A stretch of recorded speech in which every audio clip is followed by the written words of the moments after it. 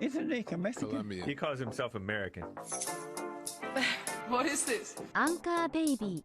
And in this corner, it's the American Anchor Baby.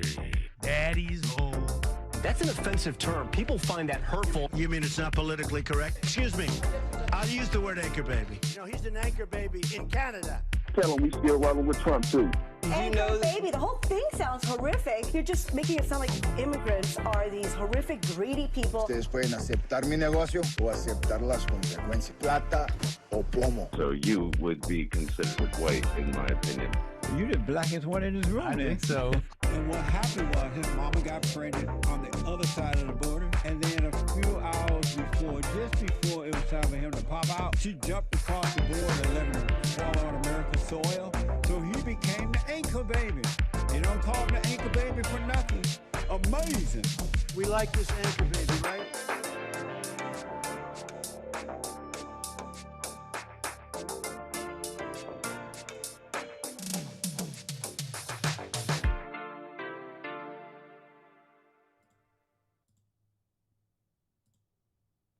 Hello, I'm the American Anchor Baby. This is my show. How you doing, folks? A pleasure to have you here on this fine Thursday.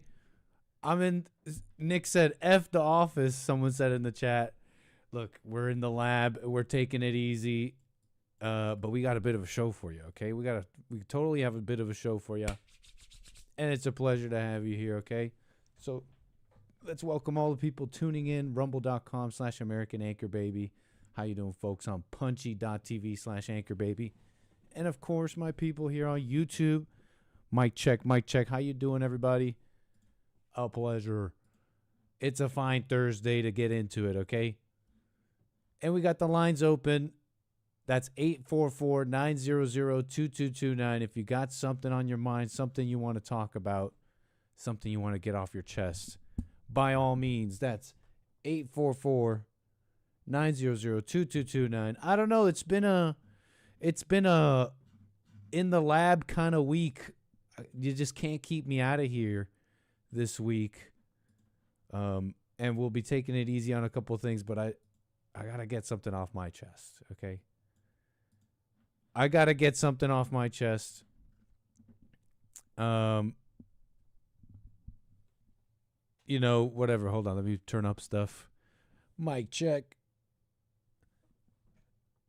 Testing 1, 2, 3. So, where was I? How you doing, Cloud Bobs? What's up, Rex, Moses, Albert? Everybody's here. Kevin, thank you so much. Jim, our sentry in the north, our Alaskan sentry in the Arctic Circle. How you doing, Hake? We got Canada in the chat. Holy Roller, old saucy people in Rumble, taking it easy. And, of course, all of our supporters. We'll get to everybody. That's buymeacoffee.com/Anchor Baby. What else can I say? Okay. That's everything. 844-900-2229. What can I say? I got to get this out of the way. Then we'll take it easy. We'll check up on a couple of things. What's going on in the world. Do a little bit of HQ News Watch. And then a couple of fun things I have for you guys.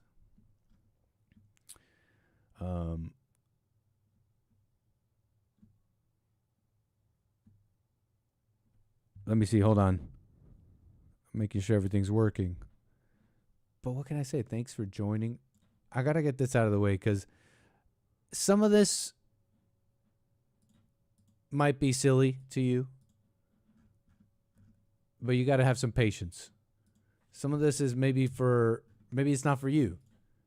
Maybe this is not for you. But if some of these words make sense to you, then this is for you. Whoa. Apologies. Because you're familiar with looksmaxing. You're familiar with that by now. What's up, Linus? Acadian, Nick, 1% Acadian. What's up, Acadian out of Canada? Mon frère. How you doing? Alias. Looksmaxing. You're familiar with it because you watch my show a bit. I told you about it. It's a thing. The younger generations are into it. call it a huge fad, whatever, but the people doing this stuff, especially the one guy, Clavicular, they're very popular, command a huge audience. They're mainly young. They're young men. And it's interesting. The thing, we talked about it briefly, so you're somewhat familiar. No need to go through it. But yeah, the obviously silly part to it, where if you don't get it, it's like, so these people really care. They're like smashing their face. It looks insane to you, right? Like you're smashing your face. You're taking steroids. You're taking huge risks. We kind of already went through it. The stuff that's like on the surface, clearly silly, but okay, what about between the lines? Why do they care about it?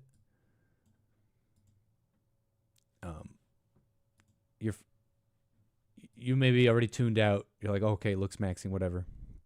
So this is maybe for someone younger. You're like, yeah, this is so jokes, Nick. Like, this is so hilarious. And it's not even just hilarious. I'm like really into it. And I'm not gonna be obtuse and say it's totally bad. What are you, some dumb Zoomer? I don't get it. So dumb. Young people look like dumb things. Like it looks gay. It's about the ego. It's so egotistical. Don't you know you're supposed to get rid of the ego? You're like your dad. Your dad or has been listening to Jesse for a while. You're like, I like Jesse, but you don't get it. It's about the ego. Where was I? Like, I'm not gonna be obtuse like that. Like, I could try and see your way, and I can't. It's not that hard. Like, it's about aesthetics. It's about caring about aesthetics and making yourself the best you could be, or something. Aesthetics, beauty, becoming the best, and kind of like making a life of your own, even though the world says one thing. You're like, let me game it. You know what I'm saying? Okay, there's this other thing called retard maxing. This is why I'm talking about this. Let me get this off my chest. There's this thing called retard maxing, okay? And it's like, okay, I'm going to be just what it says, as retarded as possible. In all things I do, I shall be retarded. So they're calling it retard maxing. And there's a reason why I want to mention these things, these fads, because although I understand, like, I'm not going to be obtuse, I understand some of it, the aesthetics, and the world says, oh, don't care about looks, but yet you can, if you care about these things, you gain a lot of things, so to speak. I know it's kind of shallow, but with the retard maxing, the whole idea is you don't think. You don't overthink anything, because that's not what retards don't overthink anything. You wake up and you don't overthink your day. You don't overthink challenges. Let me see if I could peruse a little bit of this trend, looks maxing. I searched it up here on X. Now, I think this is the guy that kind of popularized it. And look, a lot of it is jokes. A lot of it is definitely, obviously jokes, so I'm not trying to take it too seriously, but a lot of people are taking it somewhat seriously. And this guy does seem to as well, like, yeah, like it is a way of living, though. Besides the jokes, you should, like, stop overthinking. I live in a piece of shit house in the ghettos of LA. The Trap House. My name is Jakey. I'm 26 years old, and I live by retard maxing. The idea of maximizing the art of being retarded in order to destroy overthinking and logic. In the morning, if I'm overthinking, I'll punch myself in the face to dismiss my thoughts. My thoughts and logic are now gone. I pop a Zin for focus. You kind of getting it, right? Like, I don't want to play the whole thing because it's obviously a joke. Like, should you be punching yourself and, I don't know, Monster Energy and Zin? Haha, I'm white on the internet, based white and on the internet. Pack. I'm based and white and on the internet. Pack 2026 white Monster and Zin. So, like, whatever. Like, I get he's joking around. But I'm just trying to show you kind of like what the vibe is. Like, what's the point of this retard maxing? It's like, stop overthinking. It's supposed to be like a response to the somewhat, like, I don't know if they're fighting. I don't know the lore and I don't care. I guess it's somewhat a response to Clavicular, the guy that set this off, the looks maxing trend. All right, buddy. I live in a luxury condominium in downtown Miami. Okay, that's pretty funny. Now I get the response. Like, it's funny. My name is Clavicular. I'm 20 years old. I believe in looks maxing. The idea of maximizing physical attractiveness by any means necessary in order to ascend. In the morning. He did not. This thing is. I don't. Let me just let it play. My jaw looks a little weak, while bone smash to strengthen it. My ratios are nearly golden now. Testosterone for muscle growth.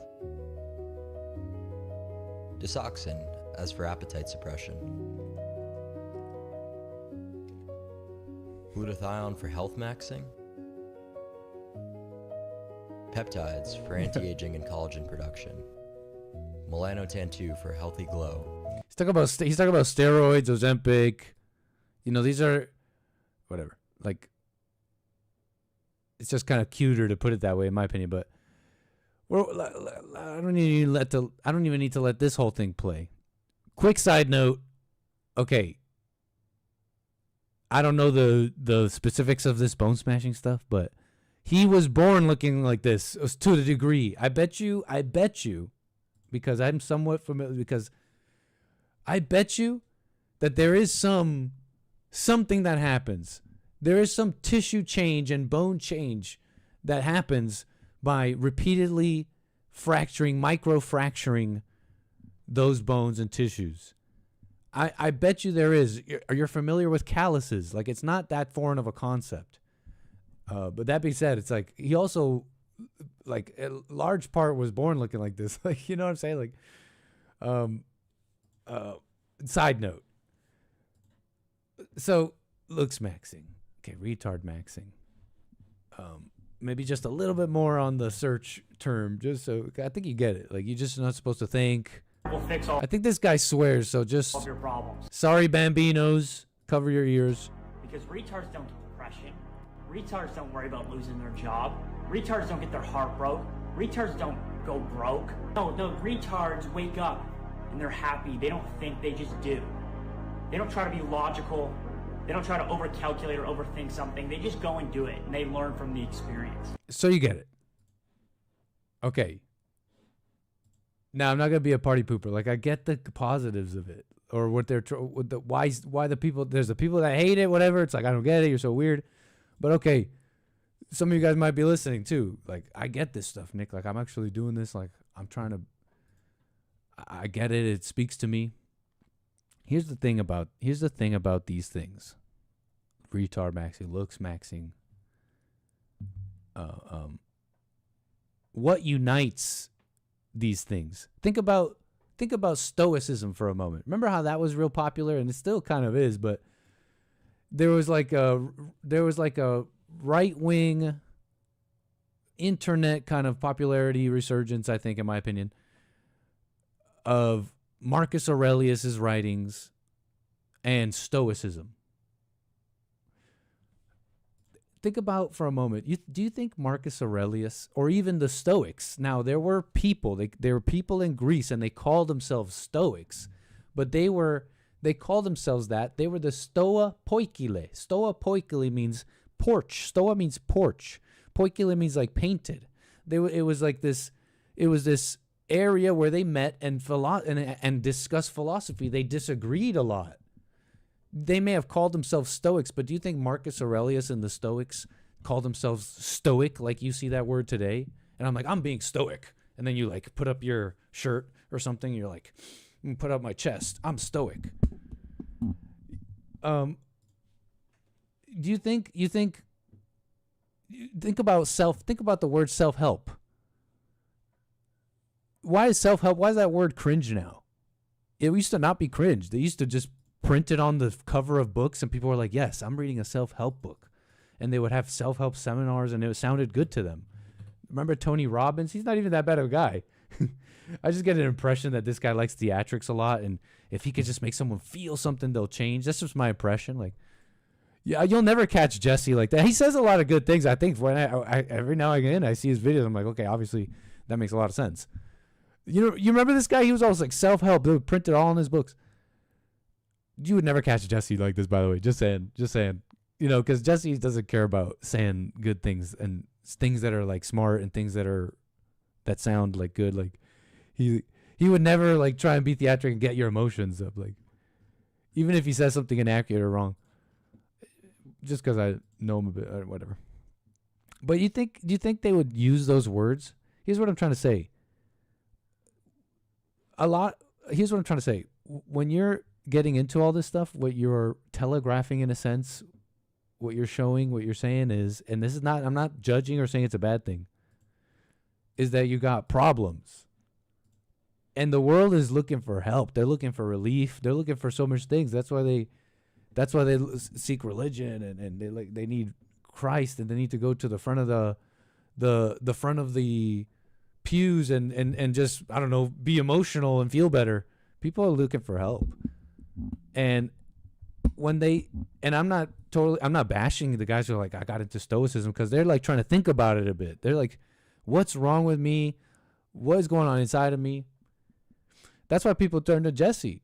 But that's why I love his message. He's not like, you don't need to confess to him. You don't need to pay. You don't need to like, if you do counseling, it's like he lets you do like one or two. You could do like 2 counselings. They're like a set price, and I'm not gonna keep you coming.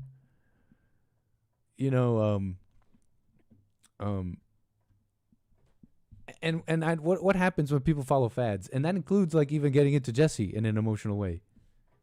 They drop off later. So I'm not trying to bash y'all, whoever needs to hear this, but like, I'm retard maxing, I'm looks maxing, I'm not. You're saying what you're looking for is like help. What you're looking for is help. And I think what would help is if you just shut up for a little bit. Just shut up a bit, okay? That might help. It's like, but you looks max this, and then the women think like this, but then you got a retard max. Like, stop thinking. That's what I like about the retard maxing. Someone said in the chat, Jesse been retard maxing for 30 years. You could take anything and turn it real stupid. Like, you'll be like retard max. Here's the thing.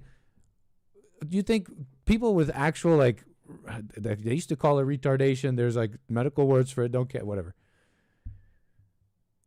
They're not. They do think they have. Here's the thing. They lack emotional control, and there's probably something about not overthinking stuff about them that you can learn, right? Everyone loves to try and put meaning to. They're here to teach us something. They're here to show us that you shouldn't care about stuff and don't overthink so much. If you see that in like people who have those mental issues, that's because you're missing that. And yeah, that might be a beautiful moment. Like in that sense, yes, that was their purpose. They were there for you to see that, but it's all happening inside of you. Those people have very little control over emotions, and that's all connected with the thoughts, okay? But anyways, look, I love it though. Definitely stopped overthinking stuff. You know that there's no correlation between IQ and wealth, not in like a big way. It starts getting real weird once you start getting a higher IQ. People don't make money just because it correlates for a bit, but once you get to past a certain point, it gets wonky. You start getting weird, all sorts of aberrations in wealth and IQ. Because people are overthinking, straight up. They're just overthinking the pros and cons. Those people who have wealth and maintain wealth, well, they get wealth. Yeah, they have a different mindset about certain things, about risk. They have a totally different mindset about the rules and risk. And I want to talk about that here in a moment. But anyways, I want to clear this up. I want to just tie this up with a bow, I guess. I mean, I was talking about how these things are for people with issues, but anyways, it's not like a judgment. Like, I know people need help, and that's why I love Jesse's message. but he's telling you the simple thing. He's telling you something so simple. And I bet you retard maxing, looks maxing, self-help, modern stoicism, and that's not a comment on the actual stoic philosophers of that age or Marcus Aurelius. Stoicism is like a modern, it's essentially, it's just like a modern remix that like is just like supportive of that. Like, I like that stuff, but all you are is people that read about that stuff today. You could say that about anything. So anyways, it's for people with issues. So don't get so into it. The point is to get better. That's why I love Jesse's message. It's simple. It's like, overcome these thoughts. Like, who was that caller? We don't need to name names or anything, but this is for those who watch the JLP show religiously like I do. But I mean, I'm there every day. But anyways, there was that caller. She's all tripping. She's all like, what do I do with the thoughts, Jesse? Do I just watch them? I'm just sitting there watching them, and I'm tripping over them. I'm watching them. I'm like, he's telling you to watch them, but he's not telling you to believe them. You see how there's like this, you almost, I don't want to say choice, because I don't know, that's not how Jesse would put it, but there's some space. Once you're like watching it, you're not supposed, that doesn't mean, that's not an excuse to believe it. That's like, now you know better. So it's time to overcome, drop the lie, and see that you're wrong. Like, I'm working on it. I'm just watching the thoughts. I'm just going to keep watching it, Jesse. But meantime, I'll trip and believe them. What was I here? So anyways, about all that maxi stuff, it's like, right, don't get so hyped. Don't get emotional about it. It's like, it's like another self-help thing. That's not me bashing it. It's like, know that this is, it's like about your issues. And it's like, don't, right? You don't need to express that to everyone. You should like really work on it. And people just can't get enough of issues and feeling bad for people. You see this Punch the Monkey thing? I know, I get it. Everybody loves Punch the Monkey, and it's like they're inspired. They're inspired by this monkey. It's a monkey. It's a sad monkey. It's just a sad monkey that no other monkey loves. Literally, no other monkey loves it. Not even its own parents loves it. A lighter story to end the week. In a zoo outside Tokyo, one monkey... A lighter story. This guy's a lighter story. ...pulled heartstrings around the world after forming an unexpected friendship. How's this Aurelius slander? I just made it clear it wasn't. No, okay. Highest GDP countries have the highest IQ. That may be true. I don't even know about that, but I don't doubt that. But consider individuals. This is a thing you could look it up. You start getting to there's a point where you get up there, and IQ does stop it, and IQ and wealth, they like decouple, and it gets crazy because people are just overthinking stuff. Stephanie Tsai has the story. Punch the freaking monkey. Look at this sad monkey that no one loves. Rejection, vulnerability is the story. It's a story of rejection, vulnerability, and the animal instinct for companionship. I'm JK Knit. Kevin got me again. Hold on. I'm turning up the volume for y'all. We got the volume on deck. That the central character is an unbearably cute monkey, a 7-month-old macaque in Japan's Ichikawa City Zoo named Punch. Abandoned by his own mother shortly after birth, zookeepers handed Punch a stuffed animal. Never mind that the orangutan is a different species, he's hardly let go of it since. This soft toy has quite long fur and several easy places to hold, and it looks like a monkey. We thought that it looking like a monkey might help Punch integrate back into the troop later on. Watch as baby Punch is dragged around like a chew toy, escaping to the comfort of his protector, using him for cover. Videos like these have sparked an outpouring of love and sympathy from the more evolved primates among us. Nobody wants to be his friend. And he has plenty of friends on TikTok. Hashtag nobody wants to be his friend. The spectacle has drawn massive crowds to the zoo, and there's a run on the stuffed animal at IKEA. He's become such Thrills. These people love watching this sad, pathetic monkey that no one loves. They love watching it get rejected. It's sick. It's absolutely sick. like figure already. So I hope he stays lively and continues being an idol. It's not by any means a replacement for a mother, and it's not going to give the animal the attachment that it sort of needs in order to develop. But it does give sort of an avenue to retreat to that might, in the moment, reduce those stress responses a little bit, allowing him to feel a little bit less of that anxiety and stress.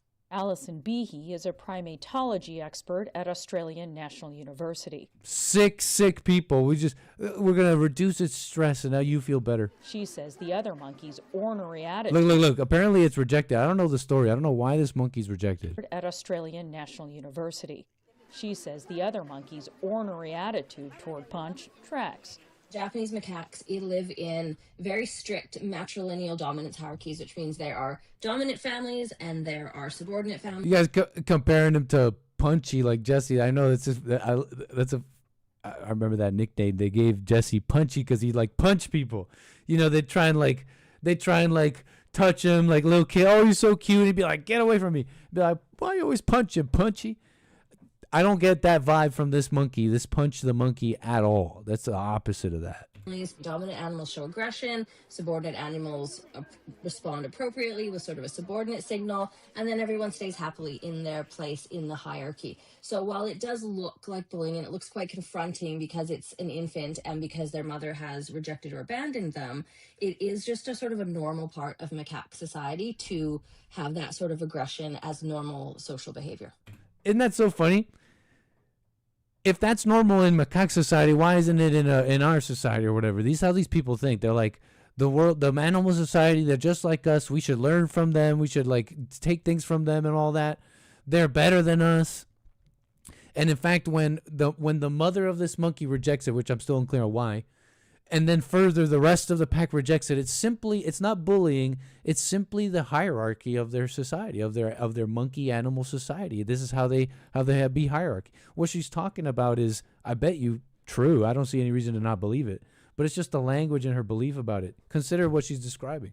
She's saying that, yeah, rejected animals with no parents, and they're small or whatever. They get rejected by everyone. They're useless. They're worthless or whatever. And that's the hierarchy she's talking about. This Punch is at the bottom of that. Rejected by the parents, rejected by the pack, etc. I don't know if he's physically got problems. I don't know. I don't know why he's rejected, but he is. And she's saying that's just normal. That's just and I'm not like mad about that. Like maybe it is. They're animals and all that, but that's how people are. But we put campaigns against bullying and all that. Isn't that just the hierarchy of our society or something? You know, we feel bad for this ostracized individual in human society, but that doesn't change their ostracization. That doesn't change the fact that they're seen as weird, they're whatever. You may feel bad for them and all that, but they're rejected. They're missing something. They're missing parents. They're missing training. They're missing how to be a normal person in society. And no one likes that. And no one wants to say that. Like, they just want to pretend they love them. People are so sick. And this is like, you saw those lines. That's how your average person thinks. People are sick, you know. They love watching this person. They love watching this. They're like, they get a thrill out of watching this broken thing and calling it good when it's not. And that's not, I'm not trying to condemn it. I'm trying to say what you guys don't want to say. I know, like, many of us are probably like, whatever, you know, ostracized, you know, so it's not a condemnation. But for many of us, maybe, I don't want to say us, whatever, let's not call ourselves anything, but none of that helped us. None of that helped us. To hope. More recently, Punch seems to have made a breakthrough. He's starting to make actual monkey friends and taking cues from adult monkeys on how to shelter from There you go. Be normal. You got to now learn. Now it's time to learn. No one's going to teach you. No one loves you. No one's going to teach you.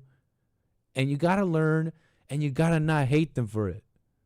You got to learn because they don't, it's not like they they don't love you, but it's like they don't hate you. They're just evil, right? Which is weird to say, right? They don't hate you. It is hate because they don't love you, but you can't blame people. You can't blame people because you don't know how to be a monkey. You don't know how to act like an adult monkey. You can't blame people. That's not their fault. That's not their fault. And taking cues from adult monkeys on how to shelter from the rain.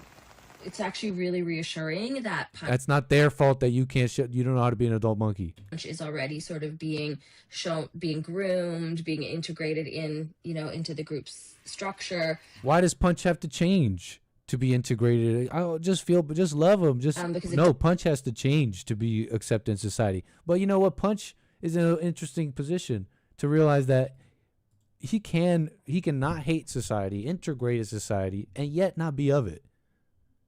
They never loved you anyways. And you don't have to, and then when you don't hate them and you realize both things, you rise above it. You rise above these words like society, family. You rise above these prisons actually. And you're like in it but not of it. So, anyways, sick people, huh?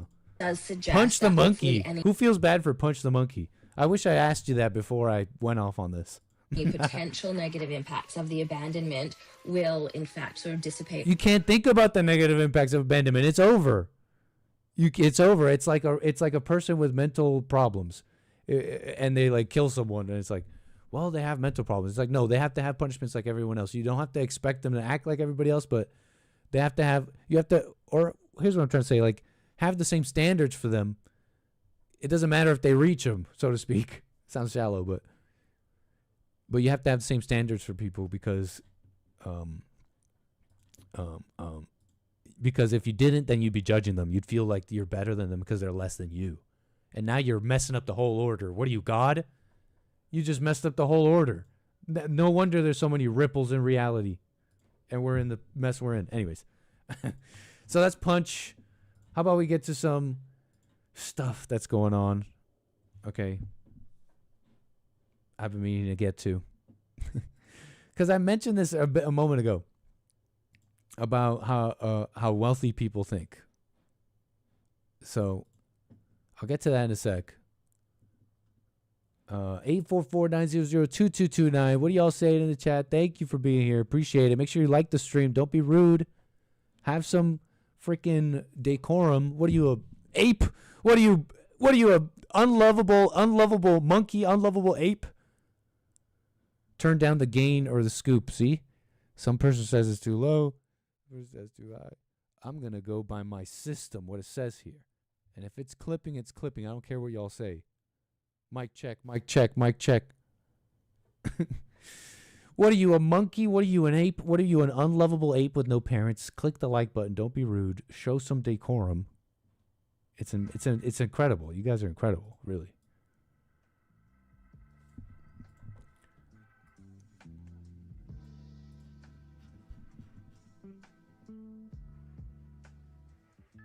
Alrighty.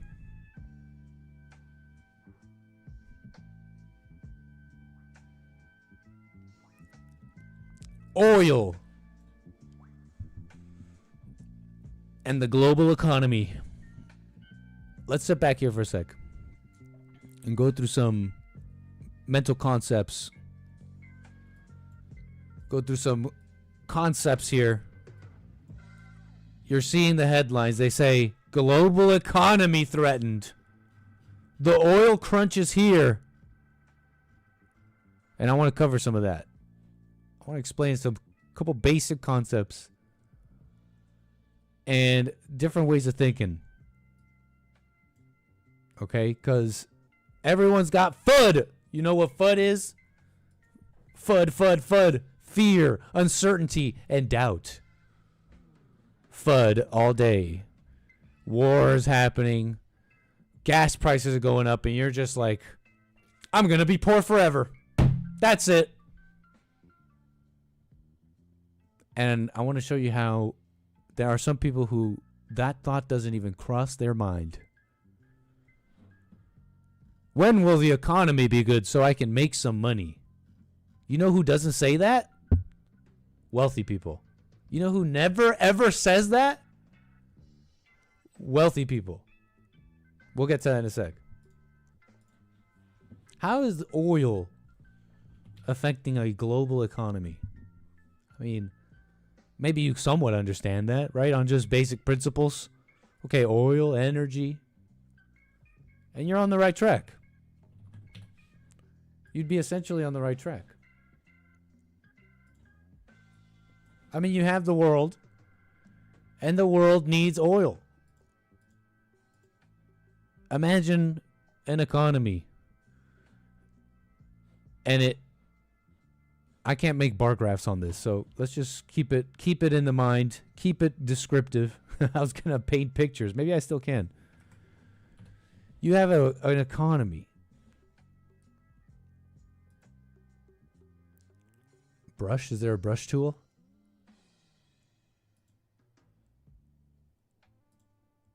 Huge size. Bar graph of sorts. And it makes this much. It produces this much. I wish we could go thicker. Make some sort of bar graph. I bet you I could like this. I bet you if I filled it too. Solid color. Haha. Watch. I know how to use paint. MS Paint. Easy peasy.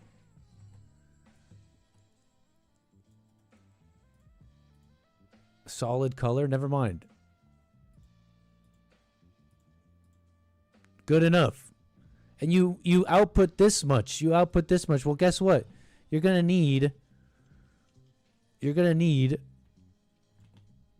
have energy needs. You're going to have energy needs, and they need to be met. Okay? For you to have that output, that same output. Okay? You don't need graphs. You don't need this. You don't need this. You understand? Wait, sorry, I'm laughing about something. Don't worry about it. Boom, here, watch me. I got all my tabs open. Let me close this. You have a certain amount of output. You're going to have a certain amount of energy need. Okay, it's very simplice.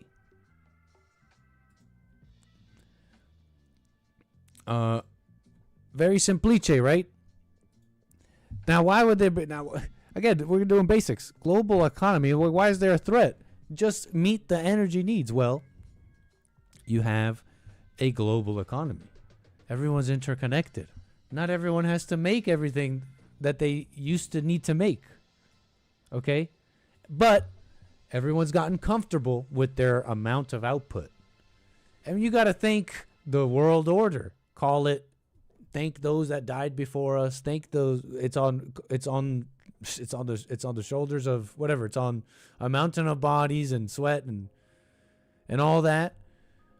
That there's a world order, so to speak, enough peace, stability, rules, etc. that you can impose such a thing, and the world is comfortable enough to do that, because before you wouldn't, because you're like, well, what if I can't make XYZ in a time of crisis? What will happen to my people, my nation? So with all this stability, now markets and economies of the world have ballooned to a certain level. They've gotten quite comfortable. And by the way, it's not just comfortable. You know, this ballooning of the world economy supports the current populations, for example. You know, you start snapping away economies, you're snapping away populations. We're talking famine, we're talking everything, right? So what happens when you have a global economy of shared resources that everyone's pretty much happy to share, and they're not worried that a crisis is going to happen? Well, you start getting weak points. You start getting weak points in this global economy. The weak points have been known. And one such weak point is Iran and that area. They produce a lot of oil. 20% of the world's oil. Should that oil get disrupted, now you got issues. Okay, boom. That's why it matters. And it matters in like a significant way. We're talking 20% of the global oil trade, just like we're talking 20. That's like 20 million barrels of oil per day. The estimates of what was it? Of the world's oil usage per day is around 100 million barrels. We're talking about, this is the stuff that keeps the lights on, the stuff that keeps economies going. It lets people produce, it lets people and grow and innovate. But in the negative side of it, it's just what grows our food. So you don't need that much. You don't need that much percentage. That you don't need the price per barrel of oil to spike that much before you start getting inflation across the board on everything, and you start getting slower growth. So that's they call recession, and that's at like in the short term. And when they start calling it a crisis, a catastrophic crisis, is when your food starts getting expensive. Now your food, now it's like just a general person. Your gas and your food is now going up and up and up, and now you got issues. That's why they're releasing hundreds of millions of barrels of oil, 400 million barrel oil released by the IEA, the reserves of the countries. We use up 100 million a day. You do the math. So that's why it's an issue, Iran. Now, you get that now, the basics. I wanted to mention this, because you're thinking, wow, I'm never going to be wealthy. What did I vote for? The gas price has gone up. When am I ever going to make money? When is my government going to do something for me to make money? You know who never thinks like that? You know who never ever thinks like that? Is wealthy people. Let me make something clear for you.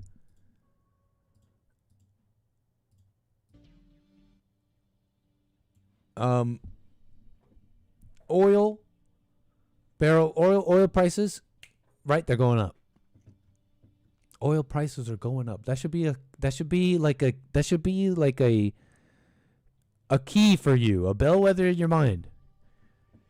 You could go instantly with FUD. Oh, fear, uncertainty, doubt. More pressure on the person, the individual that can't make money. Gas prices going up. That's not me. That's not me saying you can't criticize your government or whatever. No. But you could have that reaction, or you could think like wealthy people. There are a number of things that people do, that people with money do, in all sorts of crises, in all sorts of places where prices go up that you didn't want to go up or whatever. There is the rush to safe havens. That's like the more defensive play. I don't know what you're talking about. You don't know what you're talking about, Final Frontier. You literally don't know what you're saying. Rush to cash and safe havens. That's like a defensive play. You start getting gold. If it's a time of crisis, but you like believe in your government, like it's not gonna collapse or anything. Bonds, treasuries, the U.S. dollar. But that's child's play. What about literally investing in? This is like the most basic play.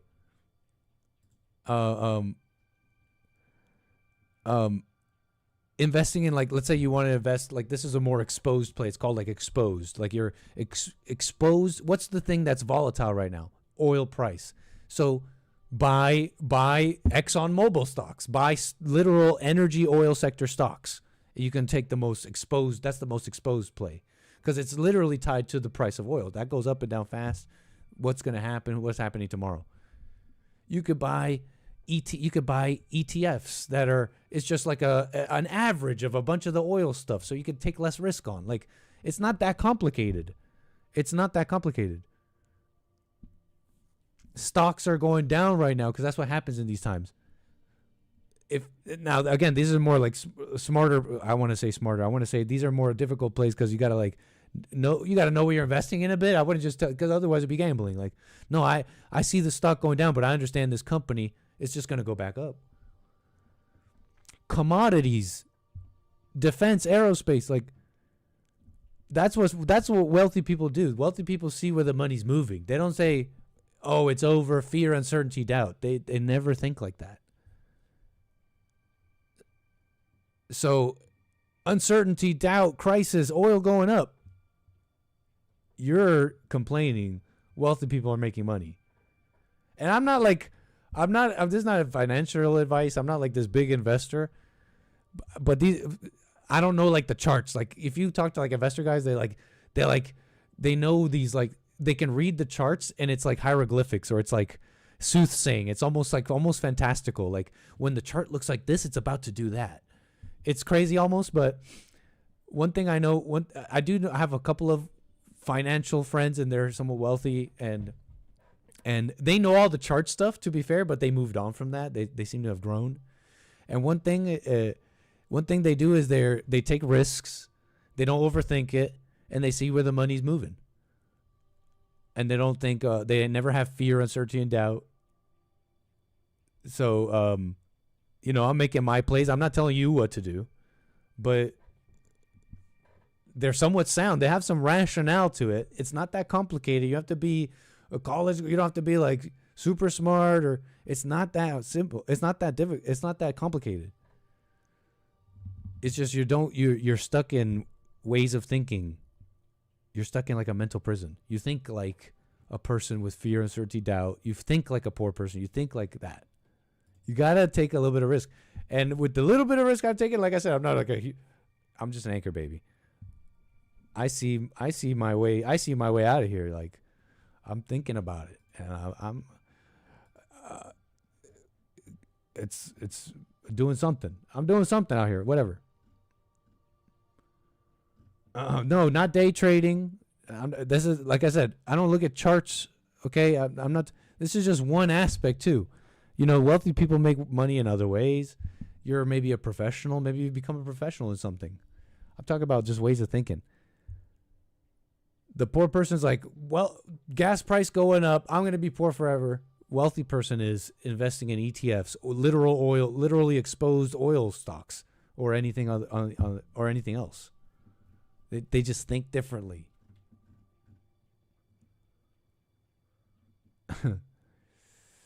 Or just straight up private deals. Now, if you got money, now that's when you really have money. You got straight up private deals, like the most exposed private deals with the energy companies. But, that's like you got money. You got moolah there. Okay, so anyways, who's got FUD? Who's got FUD? Fear, uncertainty, and doubt.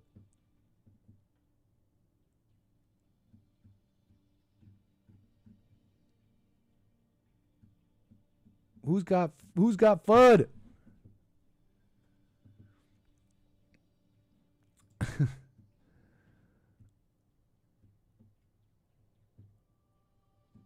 I say don't have it, right?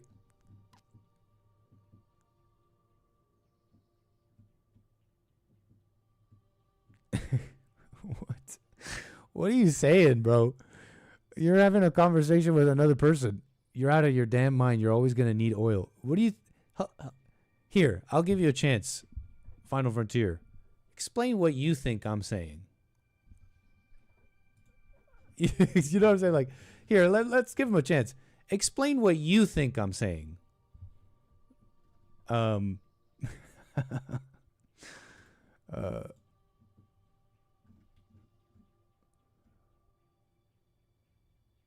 I have crypto, but that's tanking. Buy the dip. The bottom is in. Don't worry. This is where I reveal my fear, uncertainty, and doubt. Let's just say to each other, the bottom is in. It'll make us feel better. But the bottom is in, okay? Let's just know this. The bottom is in. Bitcoin is pretty much going to stay 70K, 60K before it goes back up, baby. So don't worry. Don't worry.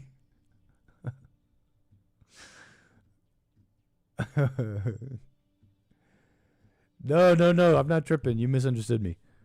But maybe back up the stream. What are y'all saying here? Thank you so much. Appreciate the support.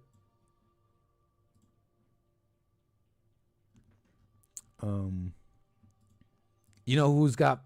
Talk about FUD. Talk about fear, uncertainty, and doubt. Iranian sleeper cells say it ain't so. Now, I'm not a person that walks around with fear, but I don't think it's ridiculous to say, hey, public places, public places and stuff. I don't know. I don't want to be there. Trump says he's been briefed on Iranian sleeper cells inside the U.S. I don't live with fear. I'm not saying that. Keep that head up high or something. I don't know. Try to hit us back. Have you been briefed about how many Iran sleeper cells there could be inside the U.S. right now? I have been, and a lot of people came in through Biden with this stupid open border. So true. But we know where most. What a crime. Sorry, I raised the volume, so now we'll do it again. Try to hit us back. Have you been briefed about how many Iran sleeper cells there could be inside the U.S. right now? I have been, and a lot of people came in through Biden with this stupid open border. But we know where most of them are. We've got our eye on all of them, I think. Is it dozens? They came in through the open border policies of Sleepy Joe Biden, one of the worst president in the history of our country.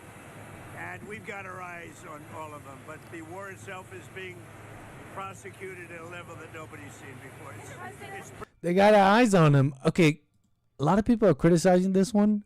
So you're telling us there are Iranian sleeper cells out and about and the government knows where they are and they're doing nothing about it? Is that a little unfair? Nick's cope. I'm just saying, look. Is that, I don't know if that's not clear that he's saying they're doing nothing about it. In fact, that's not clear. That's not what he's saying at all. That's not a comment on that. Iranian sleeper cells.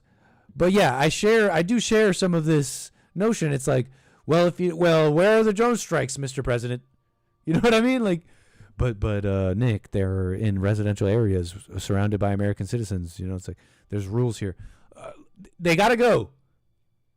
Get the Black Ops in. I don't know. Boots on the ground in Philadelphia. I don't care. They need to get neutralized. But yeah, I think they're being a little quick. Some are also saying they're priming us up for a false flag. I don't know. A lot of people are way ahead of themselves, but it is war. It is like espionage, war, lies, deception. It's we're talking about major things, and in this, you just the news and all that, to have an extra space, you're supposed to already be a little bit discerning, scrutinizing. Research has but your attention is important right now. Proven mass shooters don't snap.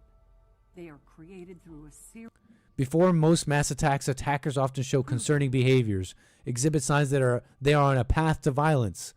You may be in a unique position to observe these signs. Then we'll get to calls.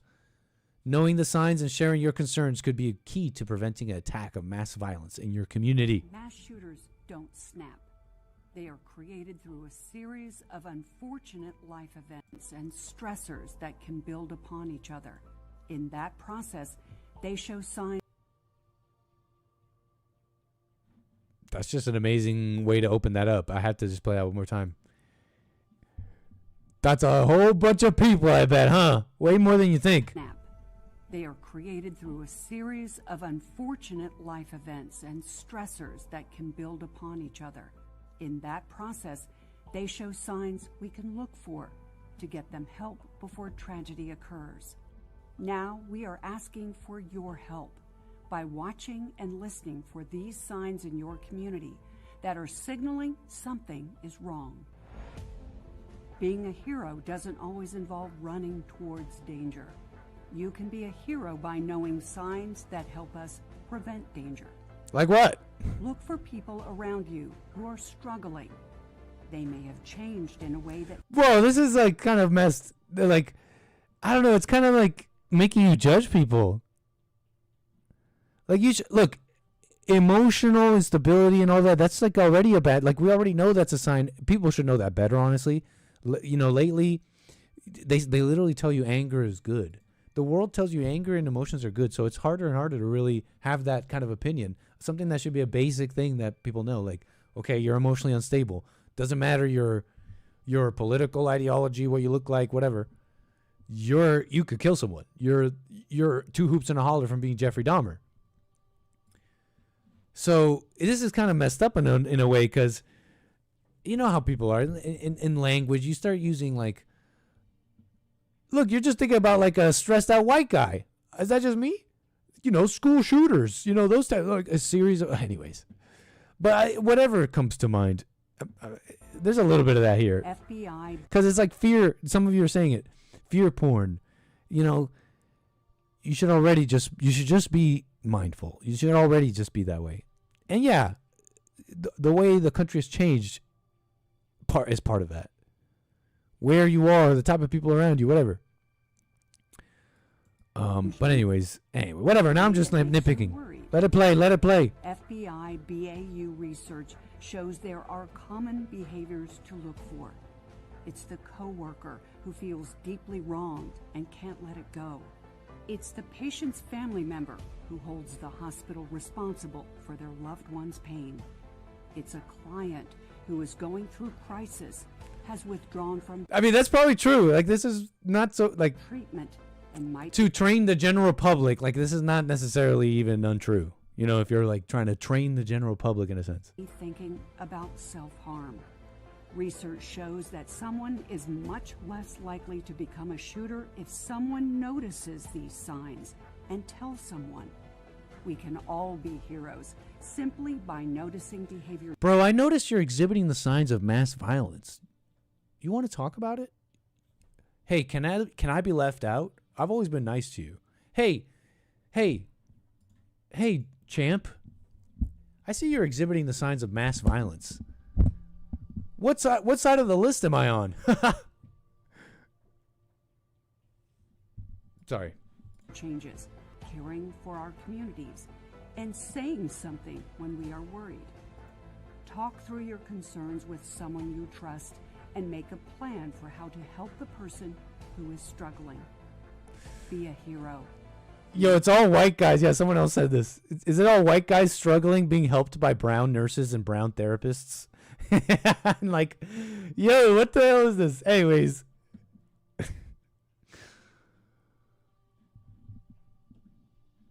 So anyways, Iranian sleeper cells.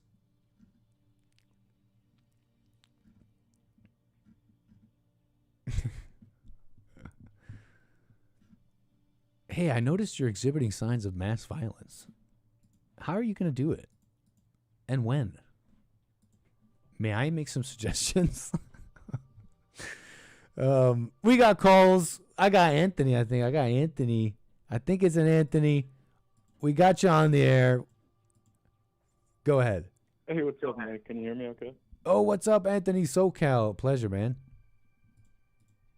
Pleasure is mine, man. You know, what you're talking about remind me of that the Epstein Bannon interview when you know, did you watch? I forgot. Maybe we watched on Hake's show, but he was giving trading advice. Have you ever seen that clip? No. You said Bannon was giving trading advice? No, Epstein was giving trading advice. Okay, what happened? You could look it up. I'm gonna. Well, I'll tell you, but it's Epstein trading advice. It's like a little short you could probably find, but just in general, this interview, a lot of people thought it. You know, people thought it was like, oh, this guy's really smart, but it kind of made like everything he said. He was he was like, don't teach your kids how to write because it restricts their thinking and it limits their thinking. What else did he say that was funny? What the heck? I've never heard that. Yeah, I mean, no, me neither. Because it makes no sense. It's retarded, kind of, you know. But with the trading advice, it was also kind of retarded. He was like saying how the biggest, and it's funny because on YouTube they made like it all cinematic, but they were like, he said, don't, the best traders do everything based on their feelings and how they feel about things. And I'm curious, what do you think about that? I don't know. That's interesting. I don't know what to think. I need to hear him out. I sure have a knee-jerk reaction like, I don't know. That sounds maybe wrong. But then right after that, a second thought comes, and it's like, well, the thing about the markets, it's like it is emotional responses that are happening. If you're in tune to that, like, I'd have to hear him out. I don't know. Yeah, you'll have to hear him out. I know. What was the name of? There was a hedge fund back. It started in the '80s. I think it was Renaissance Technologies, but it's the most successful hedge fund that's ever been established, and it's all based on just algorithmic trading, basically. So it has zero type of emotional or feeling-based impulse involvement. That's kind of the issue with relying on your feelings, is you succumb to impulses, and we're not really it's what we feel or what we think isn't necessarily a reflection of reality, but yeah, so that's why I think the best trading is all like machine computer based. I've only ever lost money with emotions, I gotta say. Yeah, I've only ever lost money. I've sold too soon. I got excited. No, for sure. When I think about it, yeah, I've only ever lost money with emotion, and I've made money sticking to a risk, and even though I feel like I shouldn't, that's when I made money. Heck yeah. Yeah, that's a good point. Not saying that that's always what you should do, but yeah, what you're talking about is true, and yeah, I don't think so. If that's how it is in my personal life, I've heard others say such a thing, like the emotions is like that's where you lose money, but I don't know what Epstein was getting at, man. What do you think? Dude, I think he's like my impression from it is he's kind of like he's a total suit, like he's just I don't want to downplay whatever he people think he's accomplished, but he just seems like one of those pseudo intellectual charlatan type figures, just based on like the when you start talking about like physics and philosophy. If you open up like any type of if you browse just the headlines of pop or like technology and science magazines, basically if you skim everything that's in the pop culture regarding those topics, he essentially said all those things and covered all of them. Sound like really intellectual, but my opinion about him seemed like he's just appealing to normal people, and you know how like sometimes maybe this is a stereotype, but people will like middle class or lower class people will go to like get invited for like a meal to some kind of at some Marriott for a presentation on how to make tons of money or like become a millionaire or something like that. Have you ever heard of that stuff? Yeah, so it's kind of like and I think you maybe touched on it earlier, but there's no like secret to making becoming wealthy, but at the same time it seemed like what Epstein was doing was he was catering to that, to like a average person to kind of basically, what I'm trying to say is it seemed like he understood what was in the pop culture and what people were thinking about, and kind of just regurgitated what they want to hear.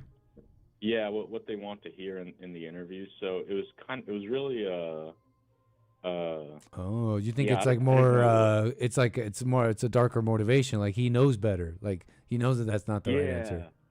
Exactly. Yeah, he knows better, because I mean, he's saying things like, you know, like I was saying, like what really successful people do is they don't teach their kids to write. Who the heck says that, bro? I don't know. I've never really heard that. Can't read and write? No, I guess he just said write, but still. Yeah, just write, which is still pretty like. That seems to be only like a modern luxury, you know, because you could just type.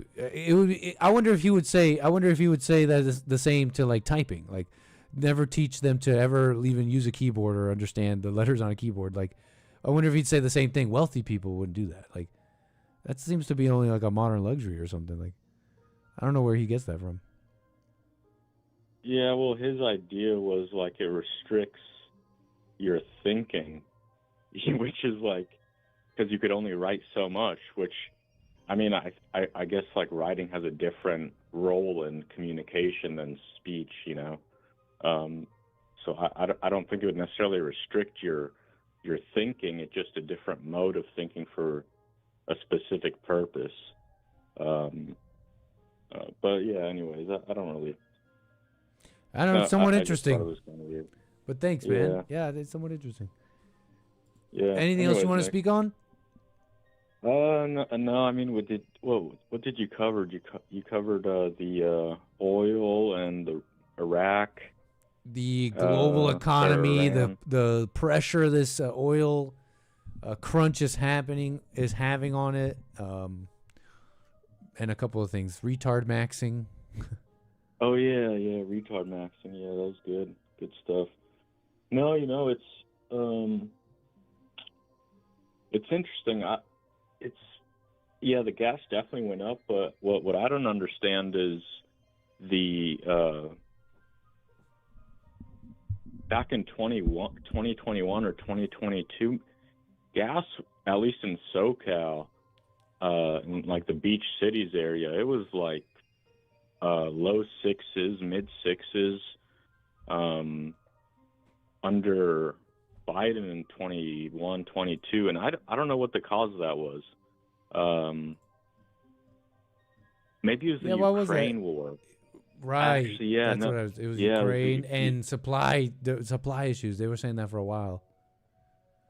Yeah, so supply I think disruption it's issues. What was that? Remember they kept saying like supply disruption issues. Oh right. There was like enduring inflation and supply disruption issues from like COVID. Oh really? They were talking about that for years. I think even during Biden. Oh, with all the ships. Enduring supply issues and like inflation from all that. Oh, gotcha. All that extra spending and extra stimulus, inflation, stagflation. I remember during Biden they were like saying that, but anyways, go ahead. Yeah, you know, I'll have to look into it, see if it was the cause of the war or not. But I just think it's interesting how, you know, the media totally frames, obviously, you know, this is common sense, but just seeing it in real time when the United States helps Ukraine against Russia. I'm not joking, like almost maybe like 25% of the houses in my neighborhood had Ukraine flags on their front lawns, you know, and it's just because of the media framing of U.S. involvement in a war against Russia, which Biden's, you know, senile nature helped provoke. I think he blew off one of the ambassadors that was, or a minister that was seeking, you know, to negotiate, and he just totally ignored him. So he kind of provoked the war in a sense. But the media frames it a certain way, and everyone's saying, "Oh, we need to beat Russia. We need to help Ukraine." And then now it's just a different president, and that war is still ongoing, but now we have a different presidency, and the media frames it a certain way, and everyone wants America to. Not everyone, but I mean, I heard Fuentes saying, he wants America to lose in a sense, so we can move on from this. Which it's just kind of weird, man. To move on from what? To move on from the Middle East issue, I think. I see. If we lose, and how would we move on from Middle East if we lose? I don't watch much of Fuentes. I just started watching it because Hake brings him up so much. But in so general, just kind of thinking that out, because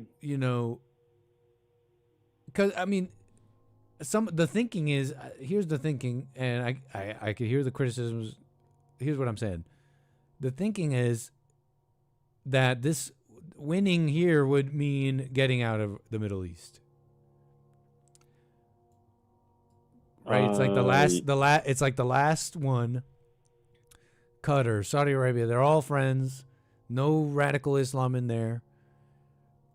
Beat Iran, remove, and this talk about totally winning. Then we can finally leave the Middle East. Now, I'm not saying that that's true. I'm just saying that's some of the thinking. I don't know. Some are quick to say, and I understand them. This sounds like what they've been saying forever. This is the war to end all wars. This is the last war. I swear, guys. But that is the thinking. So I don't know how I feel like losing would keep us there more if that same apparatus and same thinking is in place, which is what? They can't have nukes. They're a radical Islamic whatever, and they're causing major instability. If we lose, that sounds like we have to stay in more. So I don't know. Yeah, I totally get where you're coming from, and I kind of agree to a sense with that logic. Yeah, I don't know what Fuentes is on about really. It's he's kind of giving me these Tucker vibes, but I mean it is what it is. I guess they're just talking heads, It's I don't know. Do you watch Fuentes at all? I see his stuff every now and again. I'm a little too busy though.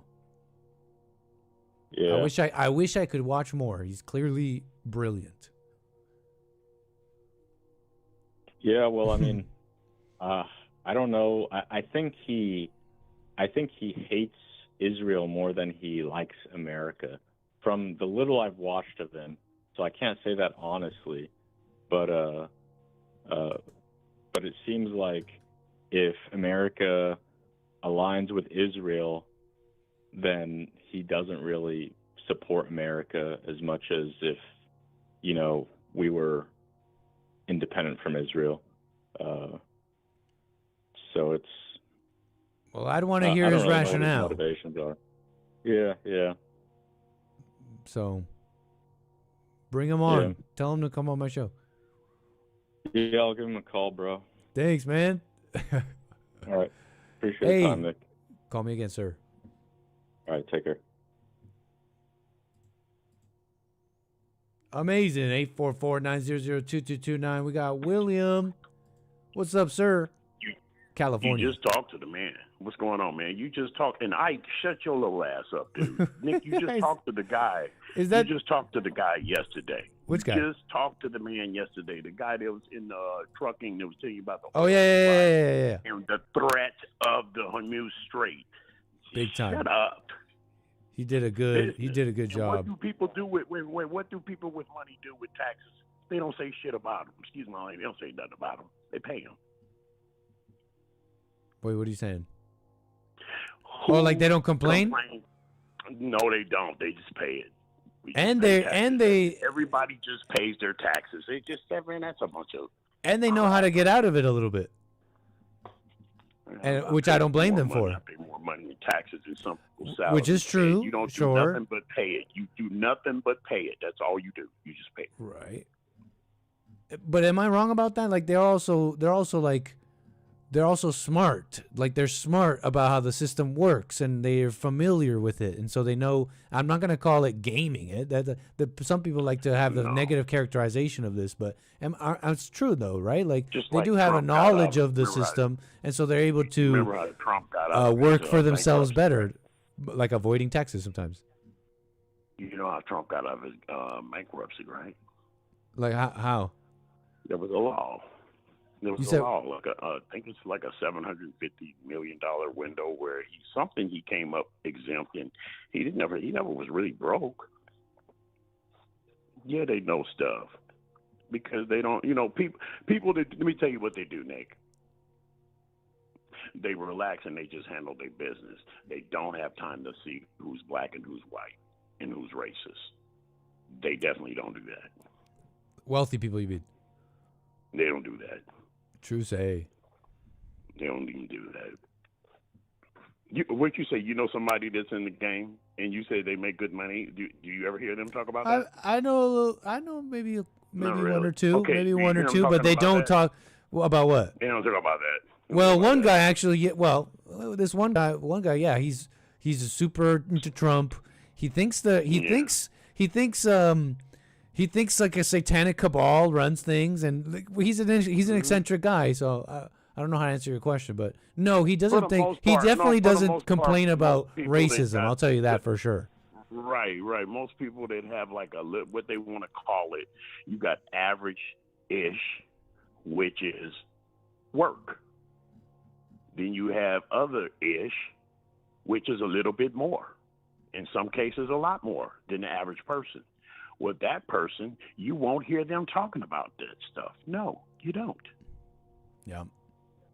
They too busy watching they numbers. Right. Yeah. Our numbers.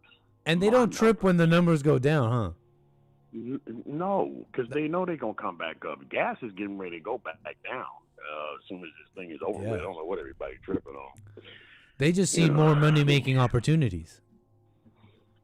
What'd you say? They don't trip when the number go down. They just see more money-making opportunities.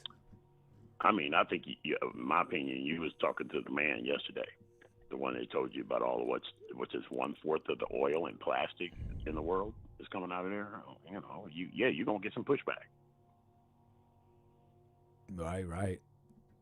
Iran, and people that's cheering. You got people really cheering for America to lose.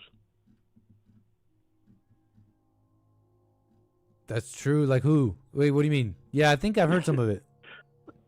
Yeah, they got them in the chat, got them on the news, CNN News. I see you reading the news. You was reading CNN News to us a few minutes ago. You wasn't even sure about what you was reading. I see an expression on your face. Why y'all read that stuff to us?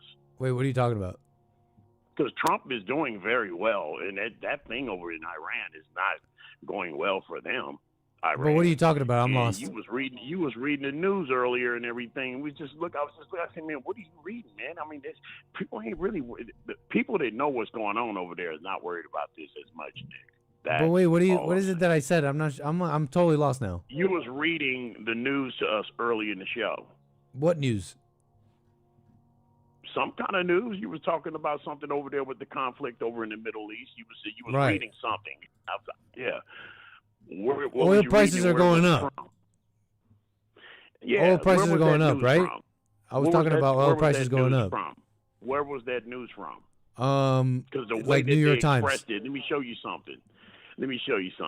The way they expressed it, they're speaking negatively. And it was who? The New York Times. I'm not understanding. Are you saying oil prices are not going up? Are you saying they're lying about oil prices going up? Do you think the New York Times is lying about oil prices? No, I just asked you, was it the New York? Did you say it was the New York Times? Yes. I didn't hear you clearly. Yeah. Oh, shoot, man. Golly, man. I might be missing it. Tripping yourself out? I might be missing it, William. Or do you think the New York Times is lying about oil prices? Both are. You and James. Both. You read the New York Times. Wait, read that. Help me understand. Do you think the oil prices? Do you think the New York Times is lying about oil prices? Or two, do you think that by me merely reading the New York Times that I believe everything they're saying? Which one is it? Anytime you shove off a military, you're gonna get a little spike in the gas prices, but it's Totally. gonna go back down. Oh, okay, I thought you were doubting that. Yeah, no. Yeah. That's why I was just reading the news. Yeah, prices go up, but that doesn't mean wealthy people don't trip. They just see another opportunity to make money. That's all I was saying. Oh, you're talking about like the brokers with the oil companies? Anybody really can make money when the oil prices go up. Anybody can make money when anything goes up. When there's a crisis or whatever. Is there any problem with that? No, I'm saying there's no problem with that. I'm saying there's a problem with the people who are tripping about it, who all they see is the gas prices go up, and they're like, "Oh no, I'm going to be poor." No. That's not how wealthy people think. Now I see you. I know what you. There you go. Yeah, now you're on my page. Those people usually don't have anything when you're worried about what the next person has. Bingo. Is that what you needed to hear? But now you're on my page. But yeah, now we're on the same page. I've seen it all my life. I know people that are poor. I know people that are rich. Yeah, I've seen that. People that have and don't have. And it seems like the people that don't have do the most complaining and pocket watching. Yeah. Yes, of course. Somebody that you don't like, and you just don't like them, you just don't not like them and call him out his name. It's Negro. That's it. And you ain't gonna worry about what he have financially or whatever his portfolio look like. No, you ain't gonna worry about that. No, if you got your own, you don't worry about the other. Amazing. It's called pocket watching. No. I think that's in the Bible. To not pocket watch. There are people that you know. Pretty sure that's in the Bible. Going on. I'm not talking about Michael Jordan rich, but there's some people that got a little extra. Let's be honest. They get more. You got to think about how are they getting more? What is the situation? What business is it? What kind of? You got to think about why is it like that? But those people, they don't trip on who has more than them or who has what. All they do is look at their own. So yeah, it's pocket watching. Yeah, usually people that don't have nothing are always the one looking at the person that have something. Definitely. Absolutely, William. You call it pocket watching. Yeah. I like that. Yeah, right. That's pretty. Yeah. That's pretty hip. I'm pretty sure it's in the Bible, but don't be pocket watching. That's messed. What do you think about that? I think it's what jealous poor people do. Right? I think so too. And so if you act like that, you will Nick, have your life will reflect 100%? that. Hey, can we say that 100%? No. Sometimes maybe that person might have a reason to be envy. But I don't know if there's ever a reason for that. I don't know if there's ever a reason to be envious of someone. Yeah, you might be right, man. Most of the time, I can't think of a reason. What if you had $1 million in the bank and I had $100? What am I supposed to do? What would you being envious of me help? How would that ever help in any scenario? No. I need to figure out how to get $1 million and $1. True say, William. Sir. That's all I need to do. 100%. Anything else you want to speak on before we move? I totally agree. The only thing I You're watching the wrong thing. $1. Yeah. That's all I need to get is $1 million and $1. And I topped you, but I'm not in competition with you. You with the million, let me tell you how they really operate. You with the million, once I get the $1 million, $1, when I move next door to you, you're going to be glad for me. That's how they operate. Right. No, they're not watching the next guy. You're totally right. That's the one thing I've always been told about really rich people is that they want you to be rich too. If you can hack it. Yeah. Very cool. William, man, can you call me again? Yeah. Big time. All right, sir. Talk to you later. Take care. 844-900-2229. pocket watching. What's that song? What's that one song? I keep me a pocket rock. How's it go? I keep me a pocket rocket. Which one is it?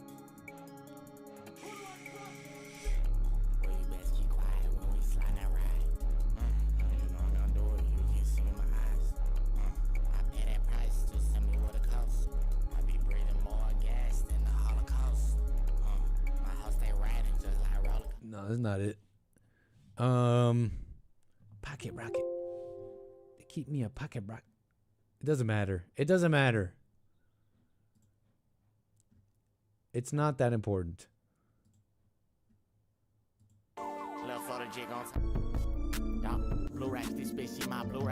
No, okay, we'll never find it. Just don't worry about it.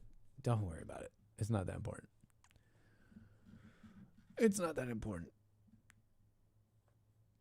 Why you pocket watching? I almost taught William another term, another type of watching you don't want to be doing. A type of watching that I don't even want to name. Chat, you might know. Maybe you don't even want to say it. But it's the type of watching you be doing when you be watching another man and how he be operating, how he be moving in the love world. You know what I'm saying? Anybody know what I'm talking about? It's another kind of watching. You know what I mean?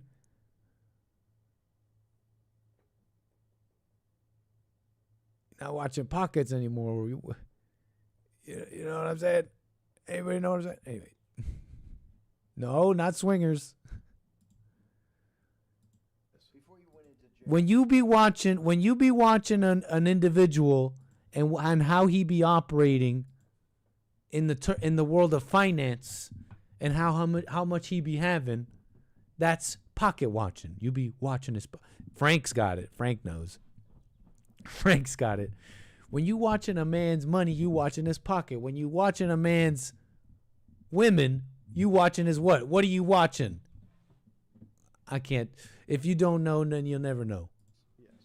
When you say active, you trade currencies every day. You trade stocks every day. When people, I don't do any. Someone like you, or you give advice to people to trade stocks or trade currencies. I don't trade every day. I think that's like Woody Allen said. You can't beat the bank. So I try to pick my spots. George Soros picked his spot when the pound collapsed. This would have been a great money-making opportunity that passed me by when I was in jail, but that's not how. Wait, what did he say? You were still very active in the financial markets. Yes.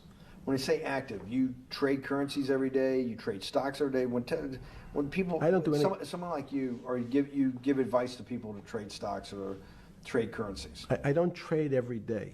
I think that's like Woody Allen said. You can't beat the bank. So I try to pick my spots. George Soros picked his spot when the pound collapsed. This would have been a great money-making opportunity that passed me by when I was. You see where the money's going.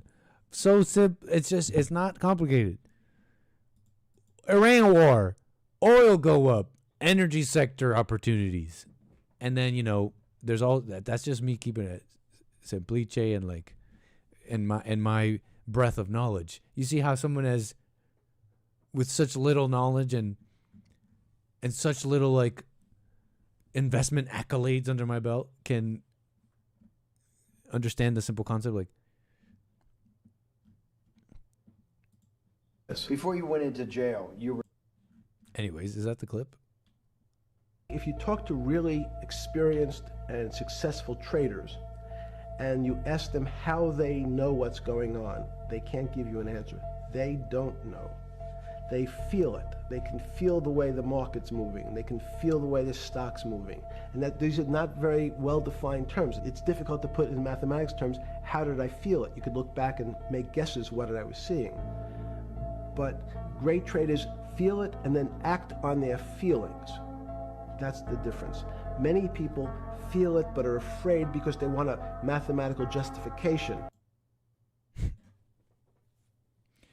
Yeah, I don't know. I don't know how to make sense of that. It just sounds nice. Now, they're not even trying to conceal it anymore. It's one of those things that you got to know what the person means. It's one of those things that you got to know what he means by that. You know, because he could be meaning something that entirely different from what you're thinking. He could be meaning something like, you might be thinking he's just saying, just go with your feeling, the first thought that comes to your mind. When maybe all he's talking about is how analytical people get bogged down by charts and stuff. It's like, I don't know, it's just like, okay, I'm making a bet. I'm just making a bet, and it's somewhat educated, as best educated as I can. You think when George Soros made his bet on the collapse of the pound, stuff I actually knew more about.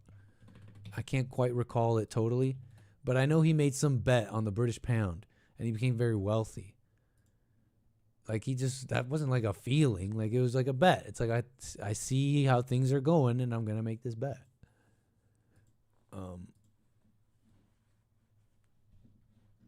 Anyways.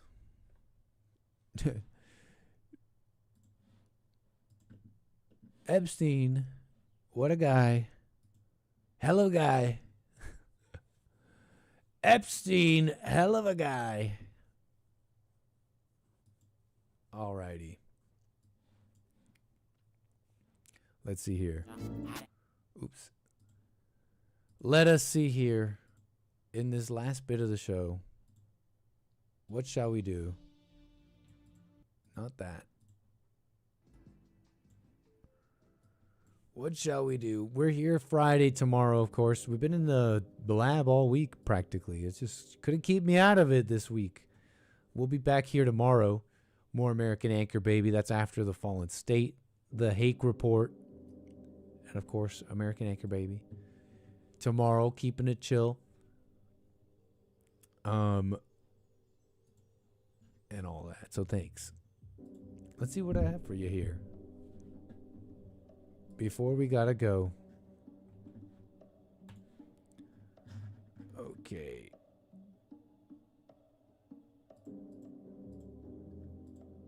Okay, so next I'm supposed to, my little packet is telling me I'm supposed to, I don't know, update you or go on Iran watch briefly, see any updates there, but whatever. Like, either it keeps going or it ends, right? So unless I hear that they end it, like, whatever. Trump reportedly wants to end war quickly. Of course, that's what they want. Oh, you know what? There was one thing that I didn't get to show you. We were talking about oil earlier and the global economy. You know, there was one clip from New York Times, and it was this woman, and I just want you to hear, after the things that we discussed, and now that you understand the basics, just some basic concepts about the whole thing, I want you to hear how this woman talks about these concepts and the language and words she uses. She describes oil as a weapon. As a weapon. The war in the Middle East is showing just how powerful a weapon oil continues to be. Weapon. A weapon. Sorry, I'm exaggerating. A weapon. How powerful a weapon oil continues to be. One that is capable of rattling the entire global economy. This is despite a shift in where the world's energy comes from.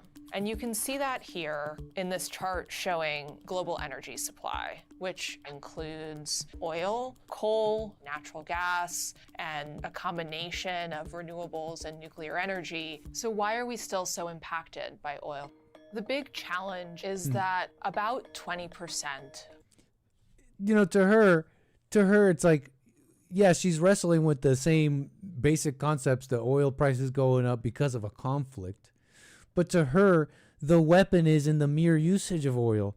And even despite our large change, our big effort, our Herculean efforts to change the makeup of our energy sector into renewables, she still is left a little bit head scratching. She still is left scratching her head a bit at why we're so impacted still by oil,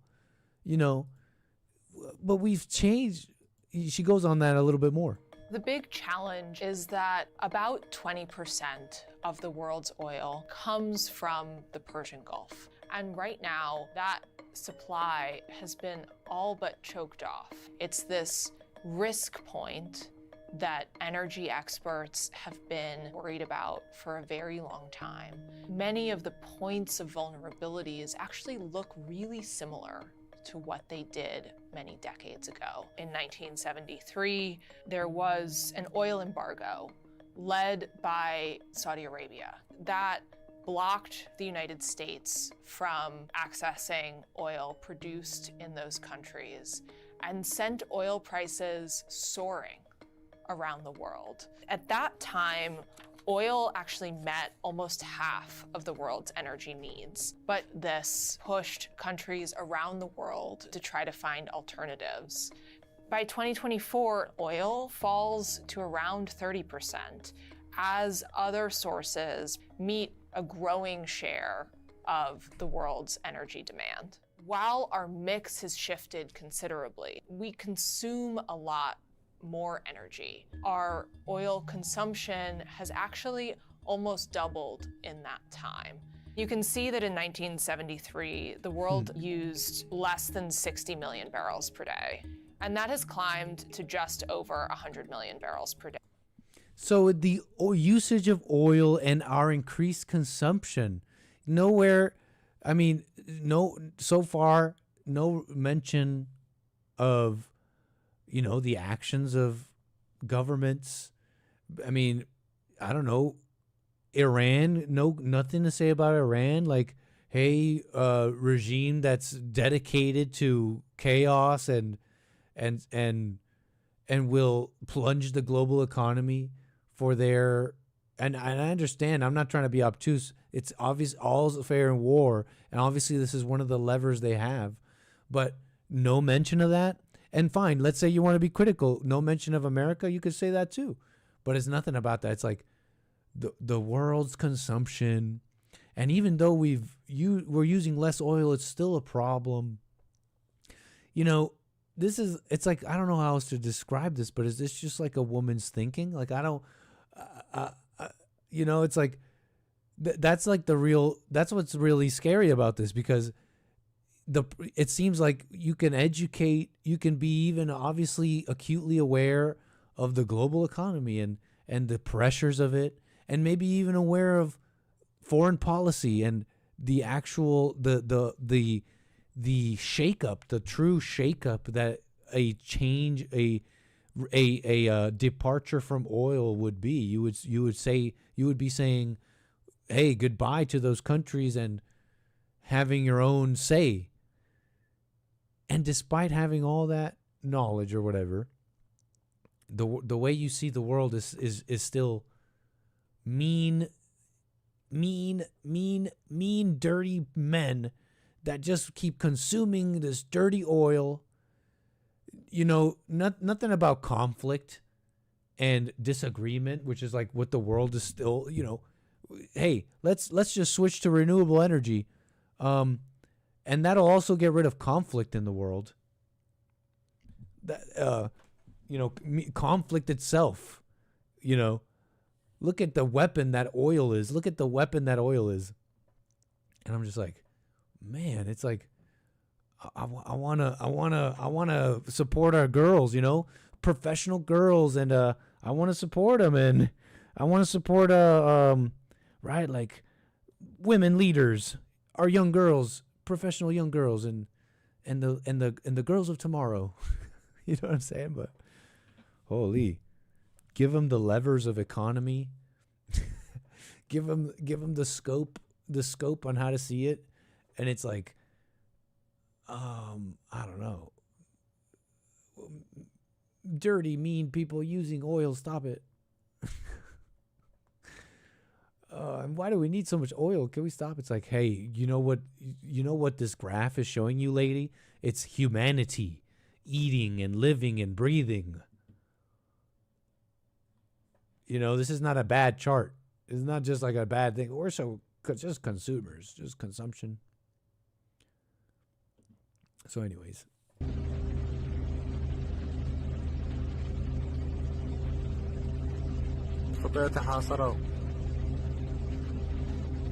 That's a lot of fire.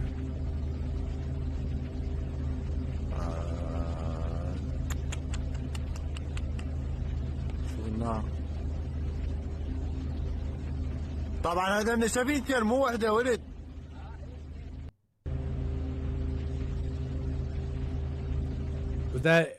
Was that Arab?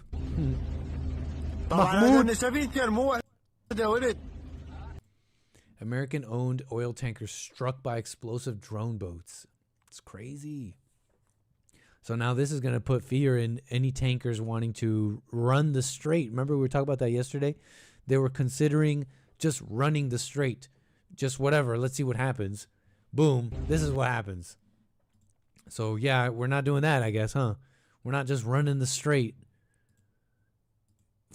It's like, it's an issue. So we'll see what happens, right? The Strait of Hormuz. It's an issue right now.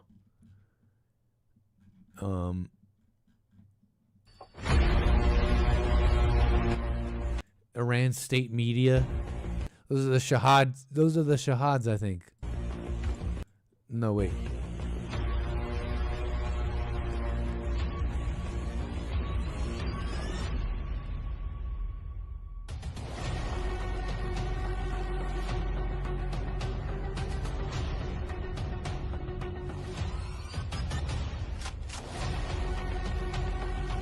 Whoa, dude.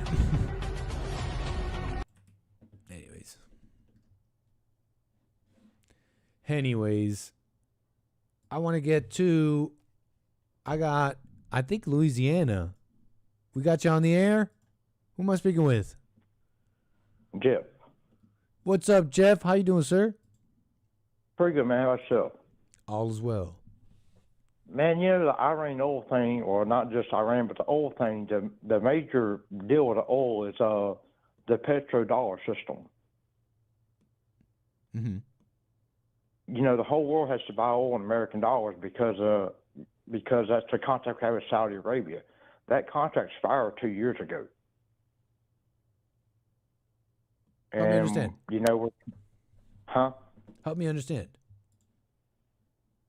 You know, the U.S. got not official policy, but kind of the unofficial policy of the U.S. is we go over, we patrol the oils and the canals, all that stuff, and we keep the world safe to trade oil by sending our military over to patrol police the seas. And, you know, so we're their insurance policy. That's true. You know, we go over and we send our military over to defend the clear out canals and stuff and straight stuff for them to go through, you know, without bombings and things. And in exchange for that, they trade on a petrodollar, which forces like China to buy U.S. bonds to buy oil with. I gotcha. But they're trying to go to the BRIC system through, you know, the new system we're creating, trying to go through the BRIC system so they can cut the U.S. out of it and not have to buy U.S. bonds to, you know, pump our economy in it. Saudi Arabia wants to do that, you said? No, that's like China. Right. China that makes more sense. With the petrodollar system, China has to go to U.S. banks and buy bonds and stuff to buy oil with. So if they cut us out of it, if they don't renew the petrodollar system, it'll save China money. We have to go through the U.S. and these other countries. Mm-hmm. But I mean, that's not necessarily going to change. Like, definitely, look, there's like a push. This push for BRICS, a movement away from the U.S. dollar and the petrodollar, essentially. But this, like, ending treaty doesn't necessarily mean that, you know? Like, the system you're talking about is more robust than that treaty. Because so many people agree with it and they're using it. So, you know what I'm saying? They're like, that's just like a document. Like, it's like, who cares? Well, the U.S. Constitution is just a document too, but do you care? That's what I'm saying. Like, it's like, what's being enforced and how is it happening? The petrodollar system as it stands is more robust than that. I've seen some of these memes going around saying like 50-year deal. I think what you're talking about, but you know, I think the memes are a little exaggerating a bit. Like, too much importance on this deal. There's a change in the world, but I don't know about this. I don't know how much this deal matters. It's like the nuclear. What is that? It's like the nuclear deal with Russia. There's like this like long-standing treaty. It's like a 40-year-old treaty or something that the countries agreed we're not going to use nukes. Like, that expired like a month or two ago. That doesn't mean like they're all going to start nuking each other. You know, it's just like an old treaty, and Trump said, yeah, well, maybe we'll write up a new one. I don't know. We'll talk about it. You know, the time that since it was established, everything that it established has become robust since then. But see, the same thing with that treaty is we can kind of control the Gulf over there, and they're not so much worried about Iran getting nuclear weapons and stuff. That's why we offered them never mind. That counts out my argument. I saw something in my head just counts out water about the station. Never mind. Okay, man, I just want to offer that up, man. Yeah, interesting, man. Yeah, there's definitely a push and a coalescing of all that, and BRICS is a super interesting thing, man. Hey, okay. Jeff, call me again, man. Okay, I'll go. Oh. Bye-bye.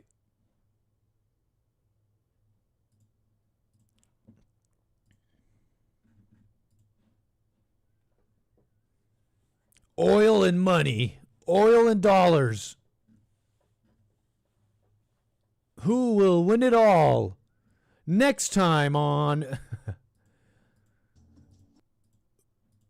Next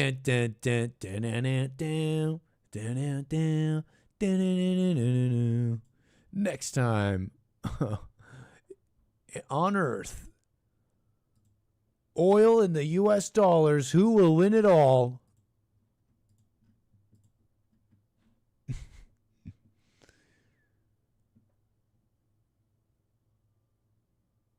Amazing.